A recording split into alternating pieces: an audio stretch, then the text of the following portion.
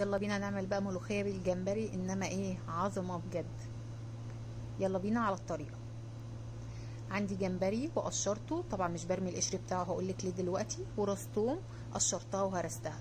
ملوخيتي بقى غسلاها ومنشفاها وسايباها في المصفى. هاخد قشر الجمبري هحطه في حله صغيره كده وعليه كوبايه ميه وملح وكمون وعلى النار اسيبه يغلي. وفي الحله بقى كده هحط معلقه من السمنه عليها معلقه من الثوم المهروس على النار. اول ما الثوم ريحته تطلع انزل عليهم بالجمبري اللي انا مقشراه، يا دوب احط عليه ملح وكمون وشويه كزبره صغيرين ياخد لون، يا دوب الجمبري مش بياخد سوا، واشيله في طبق على جنب. هفرم بقى الملوخيه بتاعتي. انا بفرمها في الكبه، لا مخرطه ولا خلاط ولا اي حاجه، بتطلع جميله جدا. خلصت بقى الكميه بتاعتي كلها، وهجيب نفس الحله اللي انا عملت فيها الجمبري هنزل عليها بالملوخيه اللي احنا خرطناها. هقلبها بقى على النار دقيقتين 3 كده. الطريقه دي جميله جدا في الملوخيه وبتخليها تحفه. وبننزل عليها بالشوربه، مش بنحط الملوخيه على الشوربه، العكس. هنا خلاص بعد دقيقتين طلعت معايا دخان كده، هنزل عليها بس بالميه اللي صفيناها من قشر الجمبري وهقلب لحد ما اوصل للقوام اللي انا عايزاه. قلبي بقى كويس كده تمام.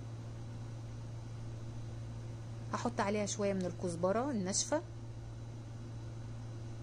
وشويه من الكربوناتو بيحافظ عليها وبيخلي لونها تفضل اخضر زي ما هي، ما تغمقش. شويه صغيرين مش كبار. وهنقلب بقى كويس كده على النار، وانزل عليها بمعلقه من الثوم المهروس، بتعزز الطعم جدا وبتخليه جميل. وننزل بالجمبري بتاعنا. طبعا دلوقتي هي معموله بشوربه الجمبري وشايفه اللون بتاعها عامل ازاي. هنعمل بقى الطشه بتاعتها، معلقه من السمنه البلدي عليها بقيه الثوم اللي احنا هرسناه.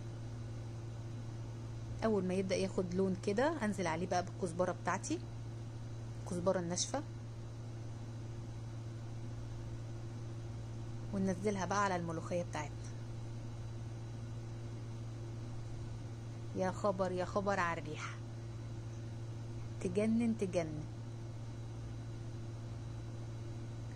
يلا بقى اقعدي بقى نزلي يمين وشمال كده زي شغل المطاعم بقى، محدش احسن من حد.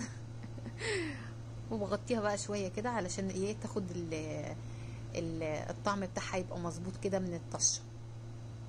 بس بقى اغرفي بقى كده في الاطباق يا جماعه، تجنن، لازم تجربوه. لو عجبتك الطريقه بتاعتي ما تنسيش الاشتراك في قناتي وتضغطي لايك وتقولي بتشوفينا منين.